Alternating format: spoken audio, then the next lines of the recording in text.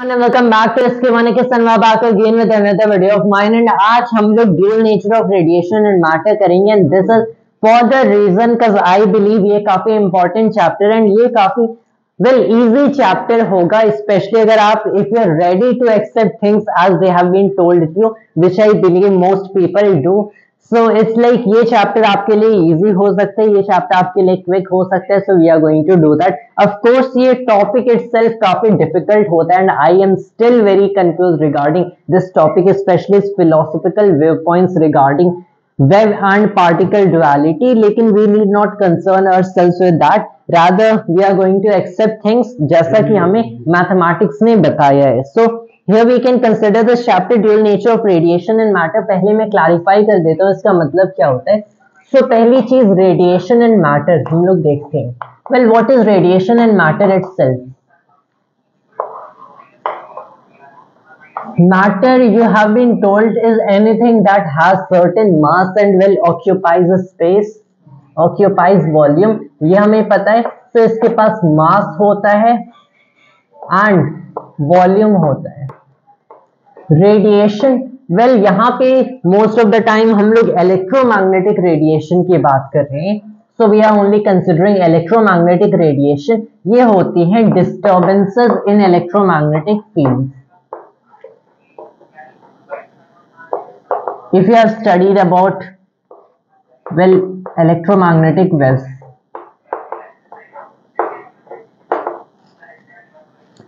Now the thing is कि इनका dual nature का मतलब कि कैसे एक सिंगुलर नहीं बल्कि दो नेचर शो करती है, एक वेव्स की एक पार्टिकल्स की। व्हाट इट मींस इज कि आपका जो रेडिएशन है ये कभी कभी पार्टिकल्स की तरह बिहेव करता है,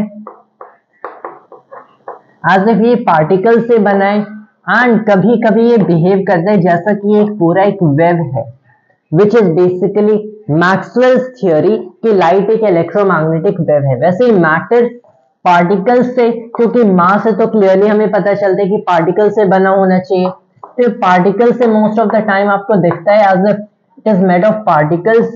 कभी कभी लगता है कि matter is a wave. This is what the dual nature of radiation and matter is about. यहाँ पे पहले हम लोग इलेक्ट्रॉन एमिशन के कंसेप्ट से शुरू करते हैं। We'll be understanding things shortly. Well, this is about, यहाँ पे दिया गया है कि तीन तरह के इलेक्ट्रॉन एमिशन होते हैं। We're going to through them rather quick. जो पहला तरीका बताया गया है, it has been told of thermonic emission. Well, ये thermonic emission is about, if I got the spelling right, no, I didn't.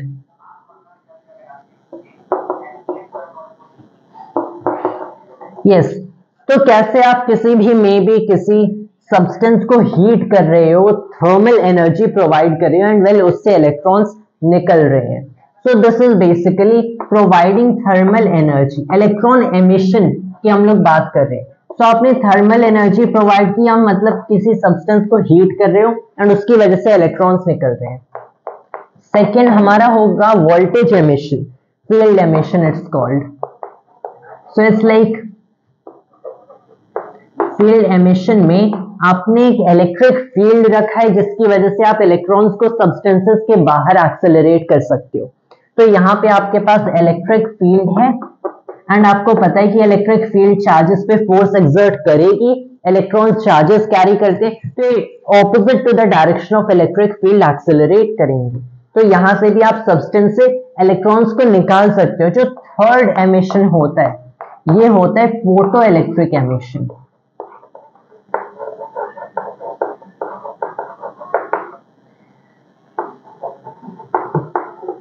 And this photo electric emission को अगर आप कंसिडर करते हो, सो इट्स लाइक यहाँ पे आप सिर्फ लाइट को शाइन करते हो किसी मेटल प्लेट पे, किसी मेटल ऑब्जेक्ट पे, तो उससे इलेक्ट्रॉन्स निकलते हैं। अब यहाँ पे तो बातें समझ आ रही हैं, आप उसे हीट करोगे मतलब थर्मल एनर्जी प्रोवाइड करोगे, आप एक वोल्टेज स्टैब्लिश कर दो दोनों एंड्स के बीच, आपने एक इलेक्ट्रिक फील्ड क्रिएट किया है जिससे ये इलेक्ट्रॉन्स एक्सेलरेट करेंगे।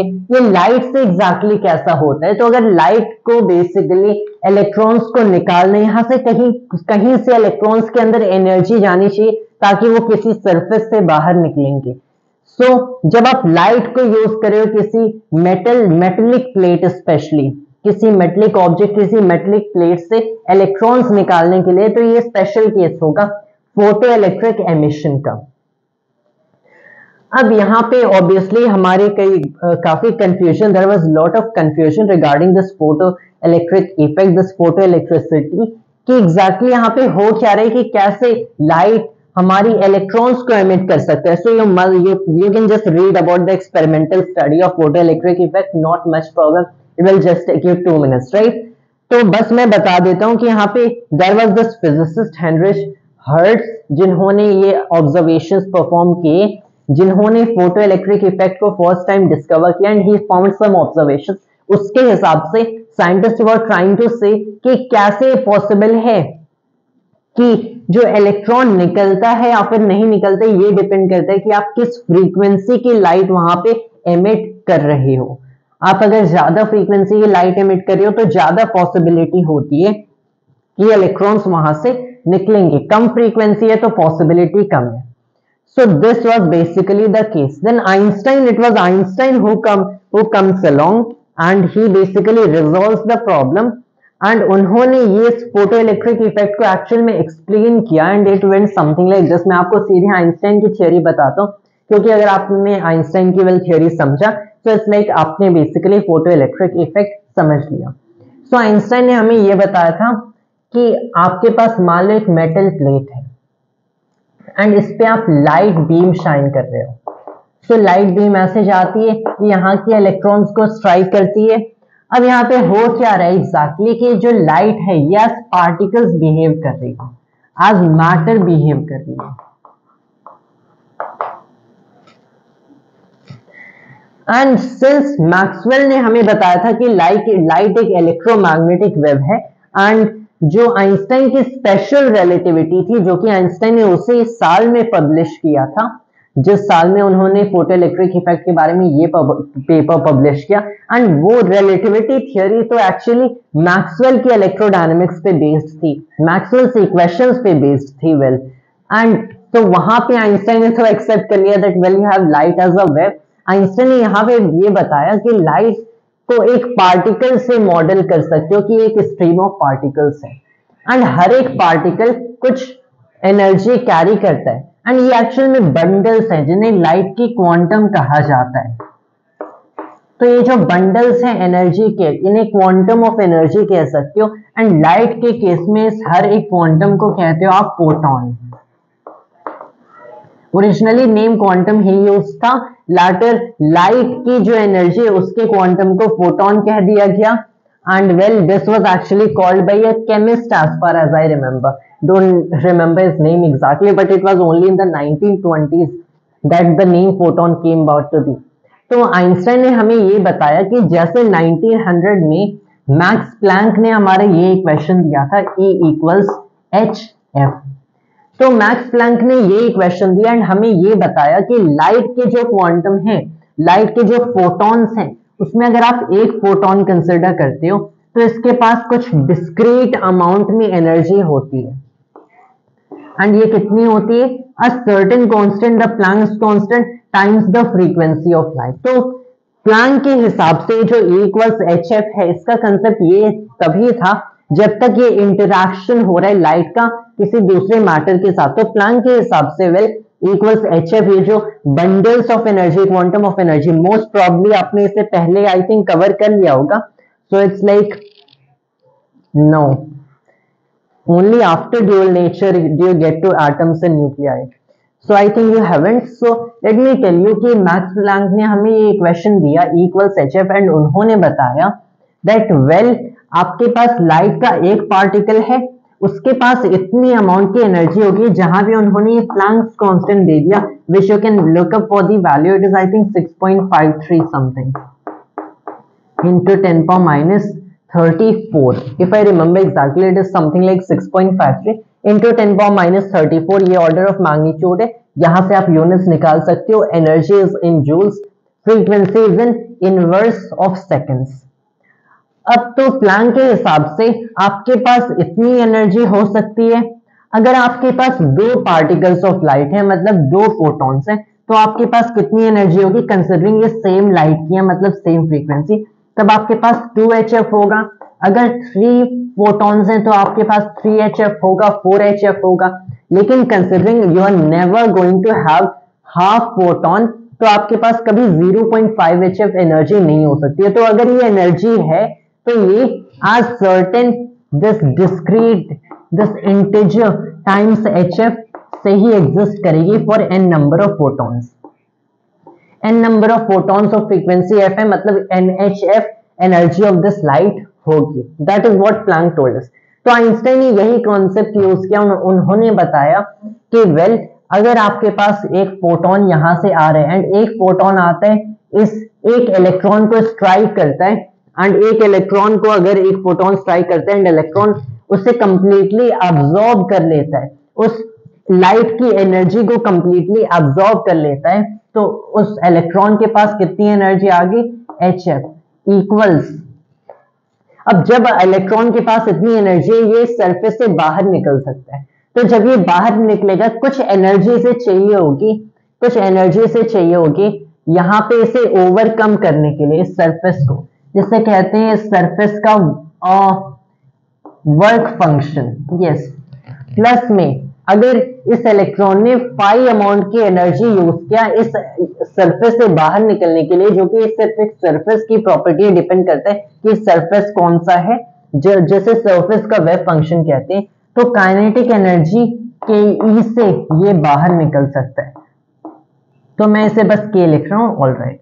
तो ये आइंस्टाइन ने हमें इक्वेशन दिया दैट वेल HF अमाउंट की एनर्जी अगर एब्जॉर्ब होती है तो आपके पास this must be equal to the work function of the metal plus कितनी काइनेटिक एनर्जी से इलेक्ट्रॉन उस मेटल से उस सरफेस से बाहर निकल गया। This is Einstein's equation for photo electric effect, right.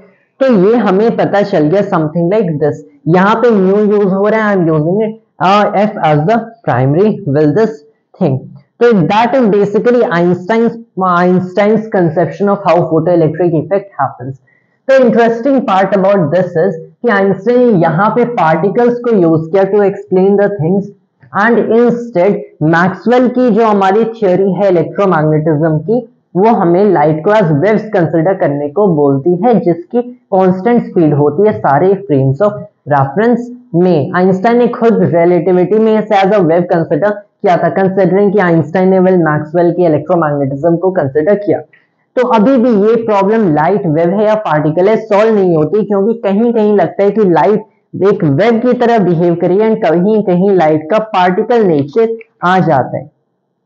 तो यहाँ पे हमसे कहा गया कि लाइट वेल डिपेंड करती है सिचुएशन आपके पास कौन सी है, कि ये पार्टिकल की तरह बिहेव करेगी या फिर वेव की तरह बिहेव करेगी। सो यू कैन से कि लाइट बोथ एक वेव और पार्टिकल है। Well in modern theories I would even से कि लाइट एक वेव है पार्टिकल है, क्वेश्चन करना in modern theories of physics, it wouldn't really make much sense to say that light is a wave or a particle or both of them. So we should just refrain from asking such questions कि light एक wave है या particle है, because these questions no longer make any sense at well the quantum level. तो अभी के लिए let's just say कि light दोनों एक wave and एक particle है। तो अगर लाइट एक पार्टिकल है, इसके पास सर्टेनली एनर्जी है, कितनी एनर्जी है, वेल लाइट के एक फोटोन के पास इतनी अमाउंट की एनर्जी होती है, एंड वेल तब इसके पास मोमेंटम भी होना चाहिए अगर इसके पास एनर्जी है। तो यस, लाइट के पास मोमेंटम भी होता है which is given by de Broglie's formula, well जो कि हम लोग अभी शॉर्टली देखेंगे। So let's just get to wave nature of matter. Wave nature of matter is what, well wave nature of matter is something like this, जो आपके पास matter होता है। सो ये भी वेव की तरह बिहेव करता है। You know matter is primarily made of particles, लेकिन ये पार्टिकल्स भी वेव्स की तरह बिहेव कर लेते हैं। For instance an electron.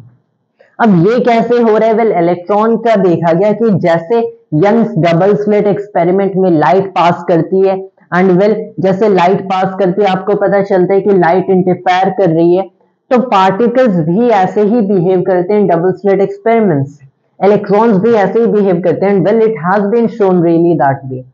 तो पार्टिकल्स भी वेव्स होते। तो ये डी ब्रॉगली थे जिनकी पीएचडी थीसिस थी इसके बारे में, मैटर वेव्स के बारे में। उन्होंने कहा कि वेल आपको दिख रहा है कि लाइट बोथ एक वेव एंड अ पार्टिकल है, he told that, and well it went something like this कि अगर लाइट के पास इतनी एनर्जी है E equals H F, and आपको पता है कि एफ बेसिकली क्या है, फ्रीक्वेंसी को मैं इसकी वेवलेंथ से रिलेट कर सकता हूँ as its speed over the wavelength. तो मैं E equals h c over lambda भी लिख सकता हूँ, right, E equals h c over lambda. तो यहाँ पे इस केस में डी ब्रॉगली ने हमें बताया, जिनकी पीएचडी थीसिस थी actually, so it is quit great thing कि पीएचडी थीसिस में he really propose such idea, जो कि हम लोग अपनी टेक्स्ट बुक्स में पढ़ रहे हैं, कि जैसे लाइट की अगर कोई वेवलेंथ है एंड इसके पास एनर्जी है, सो ये एनर्जी है एंड मोमेंटम भी है इसके पास, तो ये पार्टिकल की तरह भी बिहेव करिए, वेव की तरह भी बिहेव करिए। तो हो सकता है सारे मैटर के पीस, सारा मैटर, सारे पार्टिकल्स ऐसे बिहेव करें। तो डी ब्रॉगली ने बताया, ये फॉर्मूला उन्होंने दिया कि अगर किसी भी मैटर के पास वेल मोमेंटम है तो उसके पास एक फाइनाइट लेंथ, फाइनाइट वेवलेंथ भी है, given by this formula. H is again Planck's constant. तो अगर आपके पास कोई भी पार्टिकल है जिसके पास कोई भी मोमेंटम है, तो इसके पास इतनी वेवलेंथ भी है, which is well the Planck's constant divided by the momentum of this particle. अब पार्टिकल्स के पास वेवलेंथ कैसे होगी? आज wavelength is basically the distance between each crest and the next crest, और may be each trough and the next. तो particles के पास ऐसा कैसे हो सकते हैं? वेल पार्टिकल्स के पास ऐसा कुछ ऐसे हो सकता है, समथिंग लाइक आप पार्टिकल को मेनली एक डॉट से रिप्रेजेंट करते हो, एंड ऑब्वियसली एक पार्टिकल को एक वेव से रिप्रेजेंट करना doesn't seem very convenient, end of course it is not, but de Broglie ने ये थ्योराइज किया and it was later shown that well particles do behave like इनके पास वेवलेंथ्स होती है। So is this what particles look like? No, they don't look like this, क्योंकि जैसे आप कोई मेजरमेंट परफॉर्म करते हो, कोई एक्सपेरिमेंट करते हो, पार्टिकल्स को देखते हो, तो इनका ये जो वेव है कोलैप्स कर जाते हैं to a point, and particle आपको एट अ पॉइंट दिखता है। सो डी ब्रॉगली ने हमें ये बेसिकली फॉर्मूला दे दिया।